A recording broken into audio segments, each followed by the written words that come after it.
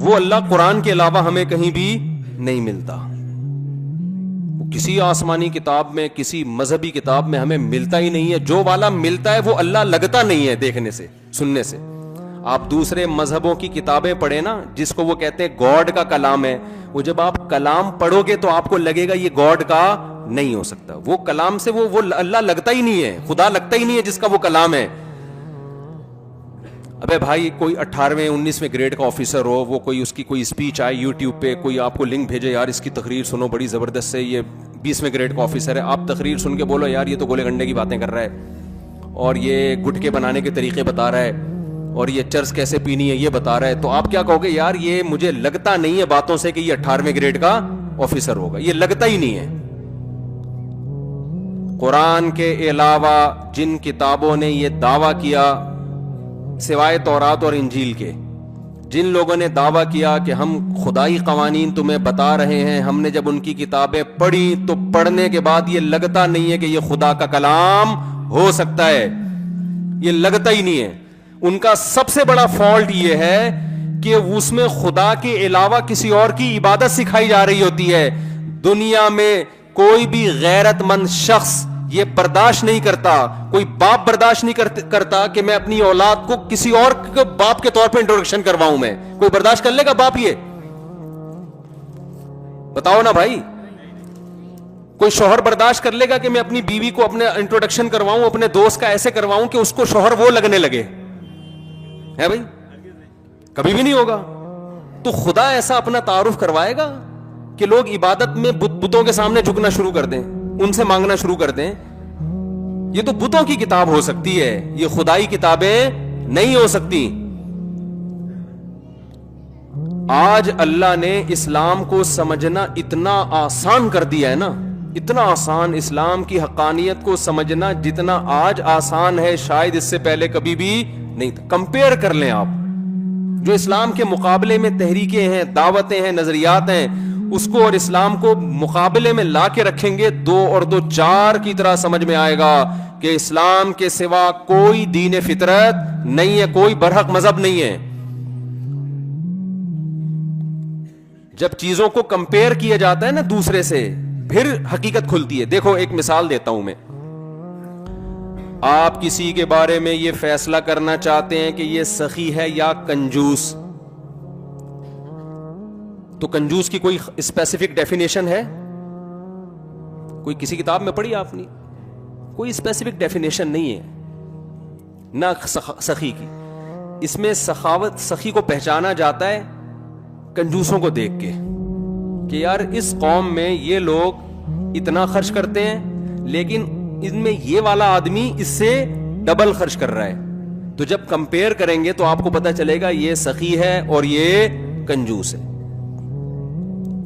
تو اسلام کی جو تعلیمات ہیں, اسلام کے جو نظریات ہیں, اسلام نے جو دعوے کیے ہیں, ان دعووں کو, ان نظریات کو, ان تھیوریز کو آپ جب کمپیئر کریں گے دوسرے مذہبوں کے ساتھ یا ان لوگوں کے ساتھ جو لا مذہب ہیں, جو مذہب کو سرے سے مانتے ہی نہیں ہے, جب آپ کمپیئر کریں گے نا, آپ بولیں گے بھائی اسلام کے علاوہ ہمارے پاس سیدھے راستے پر چلنے کا, اسلام کے علاوہ کوئی آپشن ہے ہی نہیں, ہے ہی نہیں کوئی آپشن, چھوڑا ہی نہیں اللہ تعالیٰ نے, کسی کو پنپنے ہی نہیں دیا. تو پہلے یہ عقیدہ بنائیں کہ ہمیں کسی نے پیدا کیا ہے, وہ پیدا کرنے والا اللہ ہے. کیوں؟ اس کی دلیل کہ اس رابطہ بندوں کے ساتھ کس کا ہے؟ اللہ کے علاوہ کسی کا رابطہ ہی نہیں ہے. ہم اس اللہ کو مانتے ہیں جس نے آدم علیہ السلام کو بھیجا, جس نے ابراہیم علیہ السلام کو بھیجا, جس نے موسیٰ علیہ السلام کو بھیجا, جس نے پوری سورہ یوسف نازل کر دی اور یوسف علیہ السلام کے واقعات سنائے, جس نے شعیب علیہ السلام کے واقعات سنائے, جس نے صالح علیہ السلام کے, ہود علیہ السلام کے, لوط علیہ السلام کے, اسحاق علیہ السلام کے, پورے کہ میں نے اپنے نمائندے دنیا میں بھیجے ہیں اپنے بندوں کو اپنا پیغام پہنچانے کے لیے. ایک نمائندہ نہیں, ہزاروں لاکھوں نمائندے اس نے بھیجے, جن کی ہسٹریاں, جن کی تاریخیں آج محفوظ ہیں. پوری دنیا میں جائیں آپ کو ان کی تاریخیں ملیں گی. میں جب ابھی اٹلی سے ہو کر آیا ہوں, عیسائیوں کا ملک ہے لیکن میرے دل میں اسلام کی محبت بڑھ گئی. کیوں؟ دیکھو جب آپ ہسٹری پڑھتے ہیں نا تو آپ کو 3 बड़ी बड़ी हुकूमतें दुनिया में नजर आती हैं जिन्होंने पूरी दुनिया में राज किया है। माजी की तरफ जाएंगे तो आपको यहूदी मिलेंगे, इनकी बहुत बड़ी खिलाफत थी। हिस्ट्री भी ये बताती है, कुरान भी ये बताता है, इंजील भी ये बताती है, तौरात भी ये बताता है। तभी तो यहूदी इसराइल के पीछे लगे हुए हैं ना इसराइल में, ताकि हमारा माजी वापस लौट आए। बहुत बड़े खित्ते पर किसकी हुकूमत थी? यहूदियों की। इस पर सब मुत्तफिक हैं। ग्रेट एम्पायर यहूदी थे।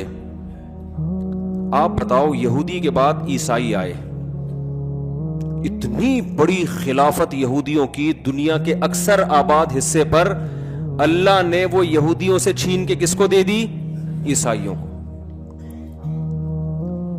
अगर ये कौम परस्ती की जंग होती ना तो छोटे छोटे मुल्कों ने वजूद में आना था, इतनी बड़ी खिलाफत और रियासत ने वजूद में नहीं आना था। इसका मतलब क्या कि यहूदियों की जो इतनी बड़ी हुकूमत दुनिया में कायम हुई, कौमियत के नारे पे नहीं हुई, एक नजरिए के नारे पे हुई। उस नजरिए में इतनी अट्रैक्शन थी कि लाखों लोगों ने उस नजरिए के पीछे कुर्बानी दी और कौम परस्ती को छोड़ा, और उस कलमे और उस नजरिए के पीछे पूरी दुनिया में अल्लाह ने उनकी हुकूमत को कायम किया। ये आसानी से मुमकिन नहीं है। ये जब तक कोई मजबूत थ्योरी नजरिया पीछे नहीं होता, लोगों के लिए जान देना मुमकिन नहीं होता। कौमियत का नारा तो हिटलर ने लगाया था ना, चंद मुल्कों पे कब्जा करके रशिया में गया तो पिट पिटा के वापस आ गया वहां से। समझ में आ रही है ना बात? उसने कौमियत का नारा लगाया था। तो कौमियत के नारे चलते नहीं है, क्योंकि कौमें मुख्तलिफ होती हैं, वो उस नारे पे थोड़ी जमा होंगी। रशियन कहेंगे तेरी कौम जर्मन है, हमारी रशियन है, हम क्यों तुझे माने भाई। तो मैंने जाके इटली में देखा ईसाइयों की जो है ना, कितने बड़े बड़े church. Once upon a time कैसा राज था इनका दुनिया पे। जितनी बड़ी हमारी मस्जिदें हैं, इससे बड़े बड़े चर्च उनके। कितना पैसा खर्च किया, कितनी बड़ी बड़ी हुकूमतें, और कितनी बड़े खित्ते पर उनकी रियासत। वजह क्या कि यहूद हजरत मूसा अलैहिस्सलाम को मानते थे, सच्चे पैगंबर के मानने वाले थे, दीन पर चलते रहे। अल्लाह ने उनके जरिए पूरी दुनिया में दीन को नाफिज किया। फिर दुनिया में ईसाइयत आई। ईसाई चूंकि हजरत ईसा अलैहिस्सलाम सच्चे पैगंबर को मानते थे, थोड़े से थे, लेकिन अल्लाह ने यहूदियों से लड़वा के उनको, यहूदियों की ग्रेट एम्पायर, ग्रेट हुकूमत का खात्मा करके खिलाफत किसकी कायम कर दी दुनिया में? ईसाइयों की। ईसाइयों के बाद इस्लाम आया। इस्लाम जब आया, मक्का में एक यतीम पैगंबर सल्लल्लाहु अलैहि वसल्लम, जो ना लिखना जानते ना पढ़ना जानते, कोई यूनिवर्सिटी नहीं मक्का में, कोई दीनी कोई तालीम का जरिया नहीं, लिखने पढ़ने से आरी लोग। और इधर रूम जो थे, उनकी इतनी बड़ी खिलाफत थी, वो लिखना भी जानते थे, पढ़ना भी जानते थे, मजहब को फॉलो करते थे। लेकिन अल्लाह ने आखिरी नबी सल्लल्लाहु अलैहि वसल्लम को भेजा मक्का में, जहां पानी नहीं है।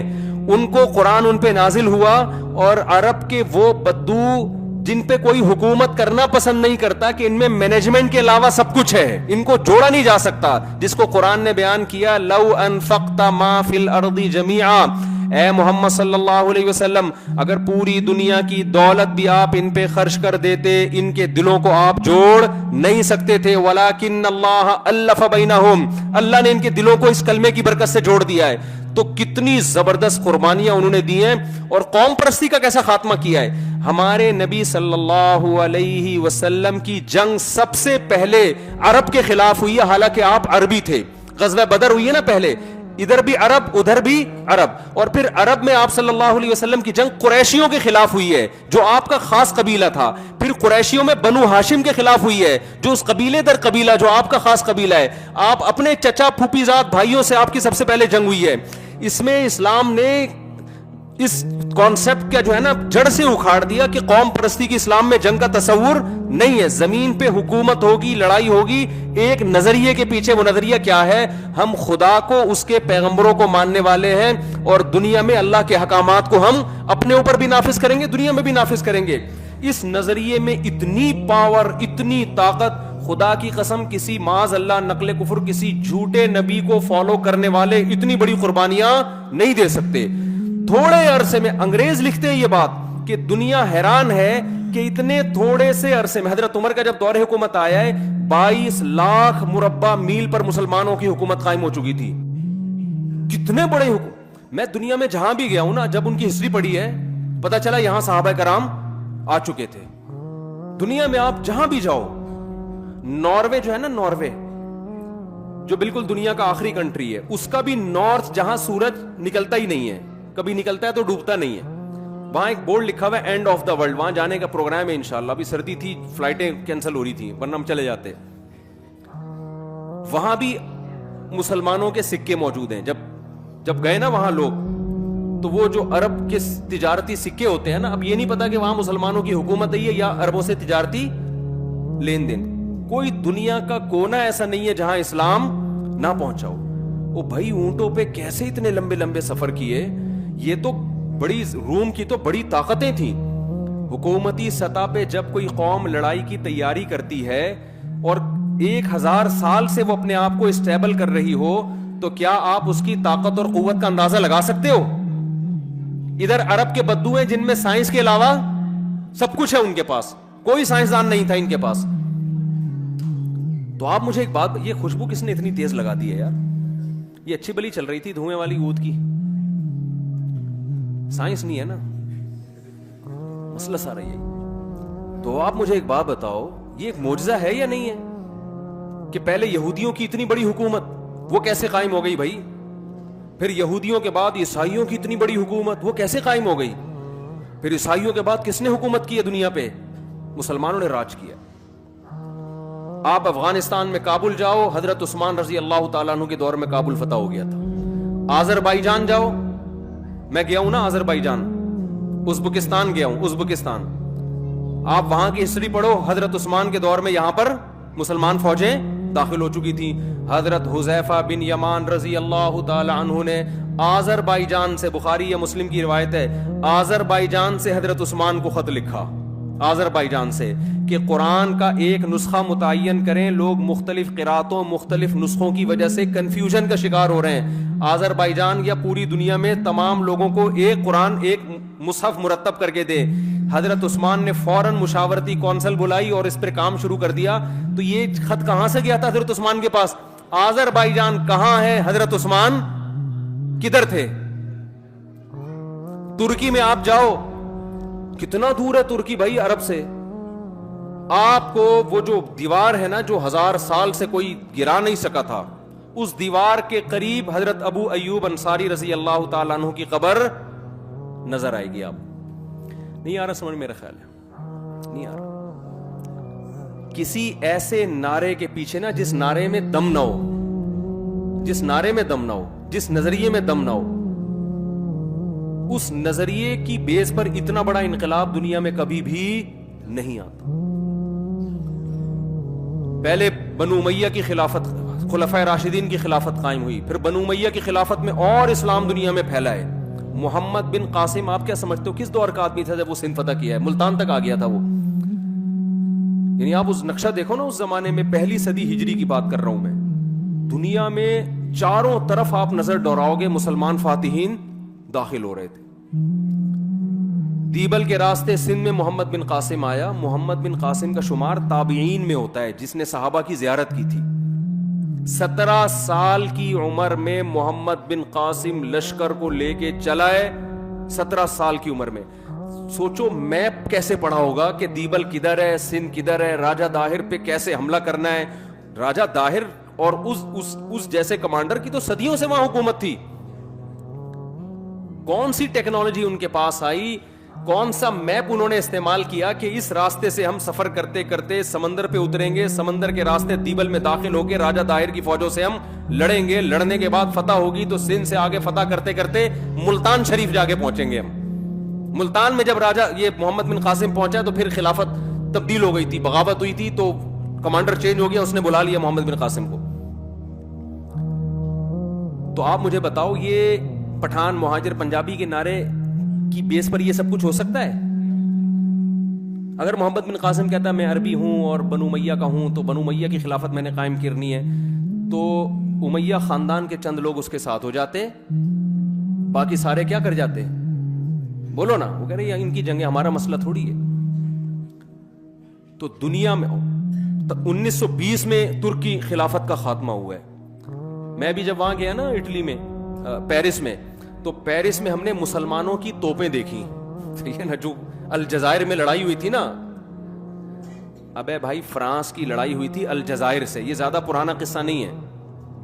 تو الجزائر سے انہوں نے توپیں پکڑی تھیں. اس وقت ہم توپیں غیر مسلموں سے ادھار نہیں لیتے تھے. اب تو ہم پٹاخہ بھی لینا ہونا تو چائنا سے لے رہے ہوتے ہیں. شب برات میں پھاڑنے کے لیے پٹاخے کہاں سے آ رہے ہیں؟ وہ پٹاخہ بھی شب برات میں ہم خود نہیں بنا رہے. یہ تو اب زوال ہے نا, یہ 100 سال پہلے نہیں تھا. توپیں ہماری اپنی تھیں, بم ہمارے اپنے تھے, سائنسدان ہمارے اپنے تھے. اللہ نے ایسا عروج دیا مسلمانوں کو کہ سائنٹسٹ بھی ہمارے. انگریزوں نے اپنی کتابوں میں یہ بات لکھی ہے کہ 400 سال تک ہمارے سائنسدانوں کی کتابیں گوروں کی یونیورسٹیوں میں پڑھائی گئی ہیں. 400 سال تک, 2-4 دن کی بات نہیں ہے. ہماری یونیورسٹیوں میں گورے پڑھنے کے لیے آیا کرتے تھے, ہماری یونیورسٹی میں پڑھنے کے لیے آیا کرتے تھے. سلطان محمد فاتح نے جب استنبول فتح کیا نا, قسطنطینیہ جو استنبول ہے ترکی کا, کیونکہ یہاں یہ دو حکومتیں تھیں نا عیسائیوں کی, 2 فرقوں میں بڑے فرقے 2 تھے, آرتھوڈاکس اور کیتھولک. تو کیتھولک کی جو خلافت تھی وہ اٹلی میں تھی, اور یہ جو تھے آرتھوڈاکس جو تھے ان کی خلافت تھی یہاں ترکی میں. تو دونوں ان کے گریٹ امپائر سمجھے جاتے تھے. یہ نبی صلی اللہ علیہ وسلم نے فرمایا, کتنا بڑا ویژن نبی صلی اللہ علیہ وسلم کا. مکہ میں پیدا ہوئے ہیں جہاں کھانے پینے کا انتظام نہیں ہے. غربت کا یہ عالم ہے کہ عرب اپنے بچوں کو غربت کے خوف سے قتل کر دیا کرتے تھے کہ کھلائیں گے کہاں سے ہم ان کو. لکھنے پڑھنے کا رواج آپ کو بولنا پڑے گا نہیں ہے, نہ لکھنا جانتے نہ پڑھنا جانتے. تجارتیں بھی باہر سے ہو رہی ہیں تو کھانے کو ملتا تھا, شام وام سفر کرنے جاتے تھے تو کچھ آ جاتا تھا گھر میں راشن. فاقوں والی زندگی. او مسکینا ذا متربہ, قرآن جن غریبوں کا ذکر کرتا ہے نا مکہ کے, جن کو کھلانے کی ترغیب دے رہا ہے, میں جب یہ آیتیں پڑھتا ہوں ہم کہتے ہیں اس قسم کے غریب آج کل مارکیٹ میں کیا ہیں, شارٹ ہے. اللہ کہتے ہیں اس مسکین کو کھلاؤ ذا متربہ جس کو بھوک نے اس کے پیٹ کو مٹی سے ملا دیا ہو. آج کوئی فقیر مانگنے کے لیے آتا ہے, توند نکلی بھی ہوتی ہے اس کی, توند نکلی بھی ہوتی. آپ اس کو دال چاول کھلاؤ کھائے گا ہی نہیں. وہ فقیروں کے اسٹائل چینج ہو گئے ہیں. اور یورپ کے ہم نے فقیر دیکھے, وہ تو ایسے آدمی کا دل کرتا ہے بھائی تو کھڑا ہو جا ہمیں یہاں بٹھا دے. وہاں تو اور عجیب اسٹائل کے فقیر ہے, بھائی باجے لے کے بیٹھا ہے گانا گا رہا ہے. اور میں نے دیکھا ایک فقیر جو ہے نا اس کے آگے نمبر لکھا ہوا ہے. میں نے کہا شاید یہ پتہ نہیں کس چیز کا نمبر ہے. انہوں نے کہا یہ اس کا بینک اکاؤنٹ نمبر ہے. بھیک اکاؤنٹ میں ڈالیں بھائی آپ. میں نے کہا یار ان کا اسٹائل ہی چینج ہے. وہ غریب آدمی آیا نا, کسی نے کہا کہ یار وہ کل آنا. اس نے کہا ایک 5 روپے دے دو. اس نے کہا کل آنا. اس نے کہا اس کل کے چکر میں نا اس علاقے میں لاکھوں روپے میرا پھنسا ہوا ہے. یہاں پہ کل کے چکر میں اس علاقے میں میرا لاکھوں روپے پھنسا ہوا ہے. مس کالیں بھی چل رہی ہیں. غریب آیا, کہنے لگا جی خاتون سے کچھ کھانا وانا ہے. اس نے کبھی تیار نہیں ہوا. کہہ رہا ٹھیک ہے جب تیار ہو جائے مس کال دے دیے گا آپ. تو یہ غریبوں کے اسٹائل چل رہے ہیں. عرب کے غریب واقعی غریب تھے. آج بھی ایسے غریب بھی ہیں, میں یہ نہیں کہہ رہا, لیکن میجورٹی جو ہمیں نظر آ رہی ہے نا وہ اس ٹائپ کے نہیں ہیں. وہ گھننے بنے ہوئے ہوتے ہیں. تو اتنی غربت, جب اتنی غربت ہوتی ہے تو انسان کے بڑے بڑے ویژن ہو سکتے ہیں. بولو نا, بڑا سوچتا ہے. وہ غریب آدمی کیا سوچے گا, یار میرا پیٹ بھر جائے, مجھے کہیں سے. بہت ہی غربت ہوگی تو چپل چرانے کی سوچے گا, یار بس مسجد کے چپل چراؤں, کوئی انتظام ہو جائے میرے لیے. اتنی غربت والے ماحول میں محمد صلی اللہ علیہ وسلم پیدا ہو رہے ہیں. ایسی قوموں کی آپس میں جنگیں تہذیب نہیں ہے. جنگیں ایسی کہ ان پر کوئی حکومت کرنا پسند, بڑی بڑی حکومتیں تھیں اڑوس پڑوس میں, عیسائیوں کی, یہودیوں کی, لیکن یہاں کوئی نہیں آنا چاہتا تھا. یار یہ قحط زدہ علاقہ ہے, ریگستان ہے, گھاس کا تنکا اگتا نہیں. آپ کبھی جہاز میں سفر کریں مکہ تو دیکھیں نیچے ریگستان ہی ریگستان. یار ادھر کیا کرنا ہے ہم نے حکومت کر کے, ملے گا کیا یہاں سے. یہ تو تیل اب دریافت ہوا ہے نا, اس وقت تھوڑی دریافت ہوا تھا. لیکن محمد صلی اللہ علیہ وسلم جو یتیم ہے, آپ کی پیدائش سے پہلے آپ کے والد کا انتقال ہو گیا, 6 سال کی عمر میں والدہ کا انتقال ہو گیا. ویژن کیا ہے, ویژن. آپ خوشخبری سنا رہے ہیں کہ میری امت کا وہ گروہ جو استنبول پہ حملہ کرے گا, نعم الجیش جیش یغزو القسطنطینیہ, کیا بہترین لشکر ہوگا جو قسطنطینیہ فتح کرے گا. میں اور آپ اس دور میں ہوتے, ہم کہتے بھائی یہاں کھانے کو روٹی نہیں ہے بھائی, کھانے کو. جیسے وہ ایک عورت نے اپنے میاں سے بولا کہ میں نے سوچا ہے کہ ہم سوئٹزرلینڈ چلتے ہیں گھومنے پھرنے کے لیے, تو آپ بتائیے خرچہ کتنا ہوگا؟ اس نے کہا کچھ بھی خرچہ نہیں ہوگا. اس نے کہا سوئٹزرلینڈ کا کوئی خرچہ نہیں. کہتا ہے بیگم سوچنے پر کوئی خرچہ نہیں. اگر ایک غریب آدمی کی بیگم یہ بات کرے کہ ہم نے سوئٹزرلینڈ جانا ہے, اور وہ کہے کہ ویژن بڑا ہونا, جیسے موٹیویشن اسپیکر آج کل بتا رہے ہوتے ہیں نا, آپ لوگ سنتے ہوں گے بہت سارے نوجوان موٹیویشنل اسپیکرز کو, بڑی بڑی بات صحیح بھی کرتے ہیں, باتیں بہت پھینک بھی رہے ہوتے ہیں لمبی لمبی. ویژن بڑا ہونا چاہیے. ابے کتنا بڑا ویژن کرے گا آدمی؟ لوگ مذاق اڑائیں گے, دکان پکوڑوں کی باتیں کیا کر رہا ہے. ٹھیک ہے بڑا ویژن ہونا چاہیے, لیکن کتنا بڑا ہونا چاہیے, اس کی بھی ایک لمٹ ہونی چاہیے نا. تو اب آپ بتاؤ, آج کوئی اس طرح کا غریب آدمی ہو اور وہ یہ دعویٰ کرے کہ یوں ایسا جس نے جو ہے نا یہ کر دیا, تو آپ کیا کہیں گے؟ بھائی تو اپنی اوقات دیکھ کے بات کر, تو باتیں کیا کر رہے ہیں. لیکن محمد صلی اللہ علیہ وسلم نے جب فرمایا کہ بہترین لشکر وہ ہے جو قسطنطینیہ پہ, وہ بھائی عیسائیوں کی ایسی ریاست ہے یار جو 1000 سال تک کوئی اس کو فتح نہیں کر سکا. اتنی موٹی دیوار جس پر گاڑیاں چلتی ہیں, چلتی تھی بھی اب بھی ہیں, اور چاروں طرف انہوں نے اس کا حصار کھینچا ہوا ہے. دنیا میں کوئی اس دیوار کو کراس نہیں کر سکتا. ایسی توپ اب تک ایجاد نہیں ہو جس دیوار میں دراڑ مار دے. کتنا, اور اس وقت تو ایسی توپیں تھی بھی نہیں. لیکن آپ صلی اللہ علیہ وسلم خوشخبری سنا رہے ہیں, سب سے بہترین لشکر, نعم الامیر امیرھا, اس کا کمانڈر کتنا اچھا ہوگا جو قسطنطینیہ پہ کو فتح کرے گا.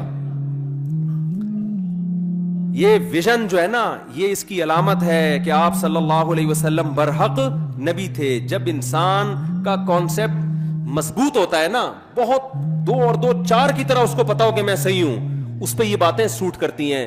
جو اب جس کو اپنے برحق ہونے کا 100% یقین نہیں ہوتا, وہ ایسی باتیں کر کے قوم میں اپنا مذاق اڑوانا نہیں چاہتا. جب صحابہ نے نبی صلی اللہ علیہ وسلم سے یہ خوشخبری سنی ہے, تو اسی وقت سے نبی کے دنیا سے جانے کے بعد صحابہ نے تیاریاں شروع کر دی کہ یہ فضیلت کس کے حصے میں آئے؟ ہمارے حصے میں. اسی وجہ سے حضرت ابو ایوب انصاری رضی اللہ تعالیٰ عنہ ترکی گئے اس لڑائی میں شرکت کے لیے. 90 سال کی عمر میں آپ کا وہاں انتقال ہوا ہے. اتنے بڑھاپے میں جا رہے ہیں جہاد کرنے کے لیے, یہ فضیلت حاصل ہو جائے. سمجھ میں نہیں آ رہی میرا خیال ہے بات. تو آپ ہسٹری اگر اینک لگا کے پڑھے نا, تو آپ کو لگے گا بھائی دنیا میں حکومتیں کس نے کی ہیں؟ آسمانی مذاہب نے. اس کا مطلب ان کا لنک پیغمبروں کے ساتھ تھا, چاہے وہ یہودیت ہو, چاہے وہ عیسائیت ہو, چاہے وہ اسلام ہو. آج بھی دنیا میں میجورٹی کس کی ہے؟ جو آسمانی مذاہب کو مانتے ہیں.